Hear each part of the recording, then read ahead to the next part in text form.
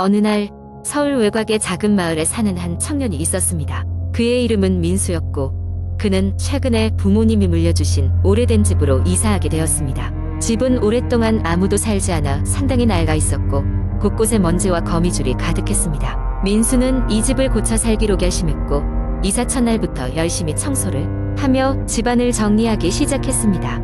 이튿날 밤 민수는 모든 일을 마치고 피곤한 몸을 이끌고 침대에 눕게 되었습니다.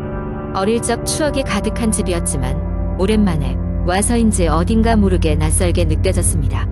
잠자리에 누운 민수는 쉽게 잠을 이루지 못했고 집안 곳곳에서 들려오는 낯선 소리를 들으며 뒤척였습니다.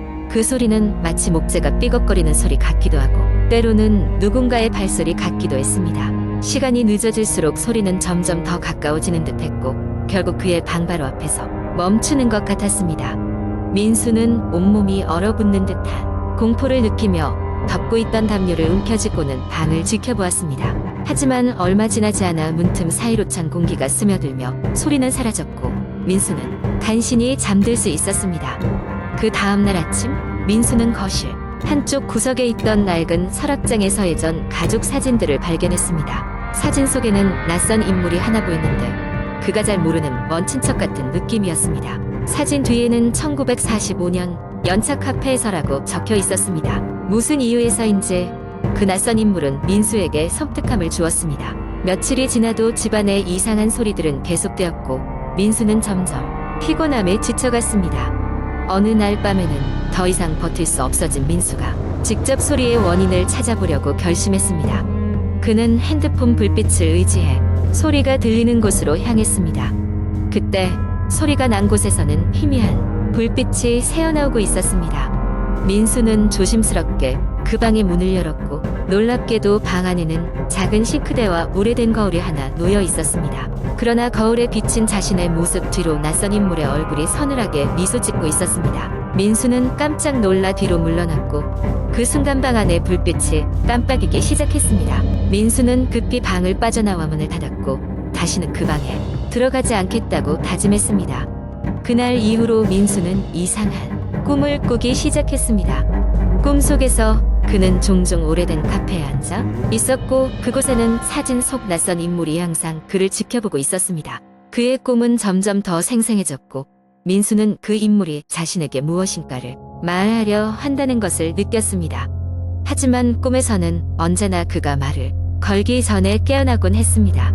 어느 날 민수는 큰 용기를 내어 마을의 고령자에게 집의 과거에 대해 물어보았습니다.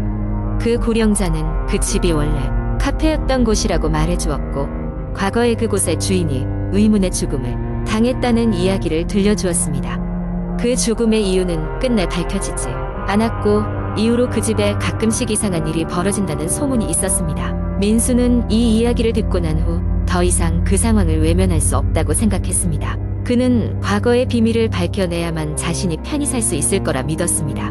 그래서 민수는 마을 도서관을 찾아가 집과 그 카페에 관한 온갖 기록들을 조사하기 시작했습니다. 과거의 신문기사, 법적 서류, 그리고 목격자들의 증언을 통해 민수는 조금씩 퍼즐을 맞춰나갔습니다. 이윽고 민수는 과거에 그 카페의 주인이었던 사람과 사진 속 낯선 인물이 같은 사람일지도 모른다는 사실을 알게 되었습니다. 나아가 그는 카페 주인이 자신의 친구 혹은 동료에게 배신당해 쫓겨났다는 이야기에 다다르게 되었습니다. 이후 낯선 인물은 홀로 카페에 남았고 어느 날 밤 자취를 감추었습니다. 마을 사람들은 그가 스스로 목숨을 끊었다고 믿고 있었지만 실상은 아무도 그의 운명을 정확히 알지 못했습니다. 민수는 이 정보를 바탕으로 그 영혼이 자신에게 도움을 청하고 있다고 느끼게 되었습니다. 어느 날 밤 그는 다시 꿈에서 카페를 방문했고 그곳에서 그 인물은 그를 바라보며 처음으로 말을 걸어왔습니다.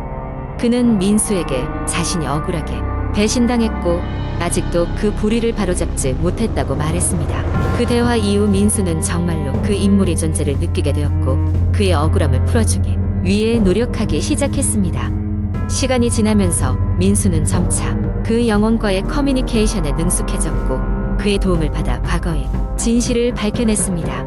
민수는 자신의 집이었던 그 카페의 명예를 회복시키기 위한 모든 노력을 다했고 결국 마을 사람들의 협력 아래 그 카페를 복원하여 다시 문을 열었습니다. 이후부터 이상한 소리들은 더 이상 들리지 않았고 민수는 그 집에서 평화로운 삶을 이어갈 수 있었습니다.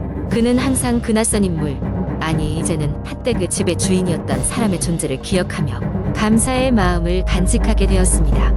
이러한 일련의 사건들은 민수에게 단순한 공포의 경험이 아닌 과거의 진실 과외할 수 있는 기회를 제공했습니다. 두 번째 이야기. 한국 인터넷 커뮤니티에서는 종종 무시무시한 공포 이야기가 회자되곤 합니다. 그중 하나는 산장 괴담이라고 불리는 이야기가 있습니다. 이 이야기는 듣는 이에게 한여름에도 오싹한 추위를 느끼게 할 것입니다.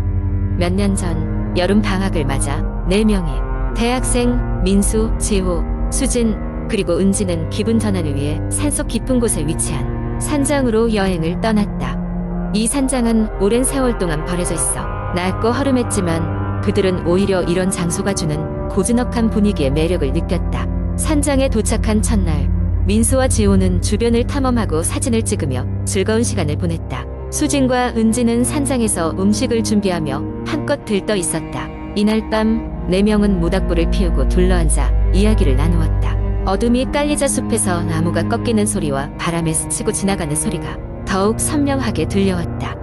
그날 밤 은지는 이상한 꿈을 꾸었다. 꿈속에서 그녀는 산장 복도를 혼자 걷고 있었고 점점 호기심 어린 낯선 소리가 그녀를 이끌었다. 마침내 그녀가 도착한 곳은 한 오래된 문 앞이었다. 꿈속에서조차 어둠이 짙게 드리워져 있었지만 그녀는 문 너머에서 누군가의 속삭임을 느낄 수 있었다. 그녀가 문을 열려던 순간 누군가 세차게 그녀의 어깨를 잡아당겼다. 은지는 깜짝 놀라 잠에서 깼고 숨을 고르며 방 안을 둘러보았다.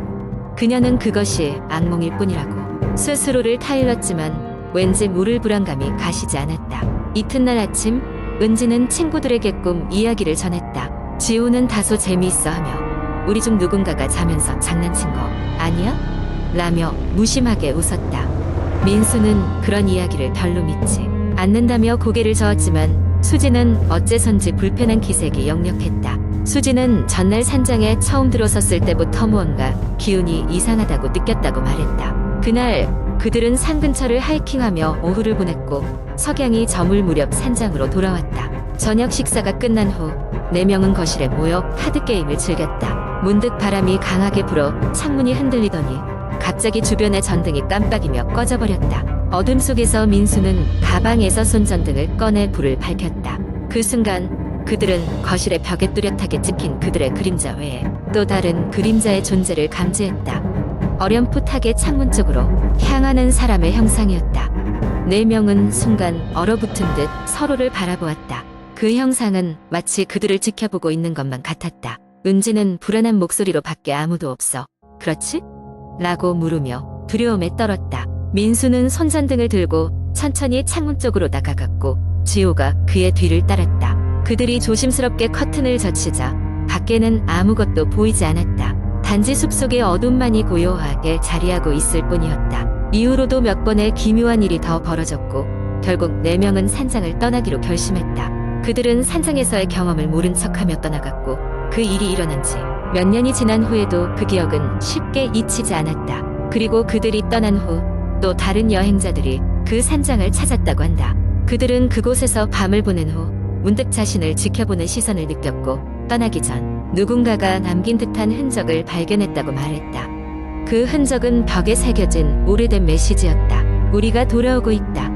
그 산장은 여전히 숲속 깊은 곳에 자리 잡고 있으며 그곳에 들어서는 이는 점점 드물어졌다. 그러나 용감한 자들이 그 미스터리를 풀기 위해 문을 두드리곤 했다. 그들은 모두 저마다의 사연을 뒤로한 채 그 어둠의 이야기를 떠맡은 채 말이다.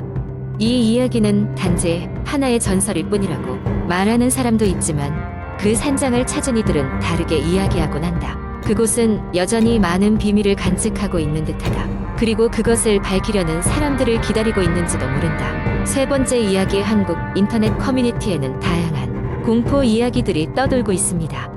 이 이야기는 그중 하나로 한적한 시골 마을에서 일어난 기묘한 사건에 관한 것입니다. 서울에서의 바쁜 생활에 지친 나는 잠시 모든 것을 뒤로하고 한적한 시골에서 휴식을 취하기로 마음먹었다. 그래서 인터넷을 통해 조용하고 아름다운 시골 마을에 있는 작은 펜션을 예약했고 며칠 뒤 그곳으로 향했다. 마을은 무척 호젓했고 펜션의 주인 부부는 무척 친절해 보였다. 첫날 밤 나는 일찍 잠자리에 들었지만 이상한 소리에 잠에서 깼다. 시계는 새벽 2시를 가리키고 있었다. 처음에는 바람 소리겠거니 생각했지만 소리는 점차 뚜렷해졌고 누군가의 흐느끼는 소리처럼 들렸다. 나는 이는 피곤해서 헛것을 듣는다고 생각하며 다시 잠을 청했다. 하지만 다음 날 밤에도 같은 시간에 같은 소리로 깼다. 이번에는 소리가 더 가까워지는 것 같았다. 나는 방 밖으로 나가 소리가 나는 방향을 따라 조심스럽게 걸어가 보았다. 소리의 근원지는 펜션 뒤에 있는 작은 산책로였다. 용기를 내어 한 발자국 한 발자국 내디뎠다. 소리는 점점 선명해졌고 드디어 산책로 끝자락에 다다르자 나는 말문이 막히고 말았다. 그곳에는 오래된 우물이 있었고 우물가에는 한 여자가 앉아 흐느끼고 있었다. 그녀는 누군가를 애타게 부르는 듯한 목소리로 계속해서 중얼거렸다. 나는 겁에 질려 뒤돌아 달려갔고 다급한 마음으로 펜션 방으로 돌아왔다. 그 다음날 아침 식사 자리에서 조심스럽게 펜션 주인에게 그 여자의 존재에 대해 물어보았다. 그러자 펜션 주인의 얼굴은 파랗게 질리기 시작하더니 안타깝다는 표정으로 무언가를 고백하기 시작했다. 그가 말했길 몇 년 전 이 마을에는 젊은 부부가 살고 있었는데 그들은 이웃들이 모두 부러워할 정도로 다정했다. 하지만 어느 날 아내가 사고로 우물에 빠져 목숨을 잃게 되었고 남편은 아내를 구하지 못했다는 자책감에 마을을 떠났다는 것이었다. 그리고 그때부터 매년 그 사고가 있었던 날이 되면 사람들이 우물가에서 아내의 흐느낌 소리를 듣기 시작했다고 했다. 펜션 주인은 지금까지 그 이야기가 전설처럼 마을에 전해 내려왔지만 사실 무서워서 직접 확인해 본 적은 없다고 덧붙였다. 나는 펜션 주인의 이야기를 듣고 몸서리를 쳤지만 나의 호기심은 더욱 커져갔다. 그래서 마을 사람들이 말을 못할 뿐이지 그녀가 아직 그 우물가에 남아있는 것이 아닐까 하는 생각에 갇히게 되었다. 그리고 마지막 날 밤이 되어서야 나는 다시 한번 우물가로 가보기로 결심했다. 그날 밤 나는 손전등 하나를 들고 조심스레 우물가로 향했다. 이번에는 반드시 그녀에게 무슨 일이 있었는지 물어봐야겠다는 다짐으로 두려움을 억누르며 가까이 다가갔다. 하지만 그 순간 등 뒤에서 차가운 바람이 불어왔고 몸이 얼어붙은 것처럼 움직이지 않았다. 바람이 잦아들고 나서야 나는 첫날 보았던 그 여자가 바로 앞에 서 있다는 것을 알게 되었다. 그녀는 눈물이 가득 고인 눈으로 나를 바라보며 마치 나에게 무언가를 전하고 싶어하는 듯한 표정이었다. 하지만 그 순간 손전등이 꺼져버리고 주변이 깜깜해졌다. 나는 두려움에 몸이 굳어졌고 마치 꿈속을 헤매는 것처럼 모든 것이 불투명해졌다. 그리고 다시 불이 켜졌을 때 그녀는 이미 사라지고 없었다. 나는 그제서야 크게 한숨을 내쉬고 다시 펜션으로 돌아왔다. 다음 날 아침 나는 마을을 떠날 준비를 하며 어제의 사건이 꿈인지 현실인지 혼란스러워하며 짐을 쌌다. 하지만 펜션을 나설 때 우연히 마주친 이웃 주민이 나를 보고 미소 지으며 그녀가 당신에게 작별 인사를 했나 보군요 라고 묻는 것이 아닌가. 그 말에 나는 머리가 쭈뼛 서는 느낌을 받았고 그 이야기가 단순한 전설이 아닐지도 모른다는 생각이 들었다. 도시에 돌아온 후에도 그 밤의 경험은 종종 꿈속에 나타났고 종종 그녀의 슬픈 얼굴이 떠오르곤 했다. 그녀는 아직도 자신의 전하지 못한 이야기를 우물가에서 기다리고 있는 것일까? 그 마을의 전설은 과연 언제까지 계속될 것인지 그 이유를 알 수 없는 불안감이 마음속 깊이 남았다. 이 이야기는 자연 속에서 평화로운 시간을 보내기 위해 찾은 작은 시골 마을에서 겪은 기묘하고도 섬뜩한 경험으로 아직도 인터넷 커뮤니티에서는 사람들 사이에서 회자되고 있다. 물론 이 이야기가 실제로 있었던 일인지 아니면 단순한 누군가의 상상인지 알 수는 없지만 많은 사람들은 이 이야기를 들을 때마다 나 자신도 모르게 뒷목을 만지게 된다.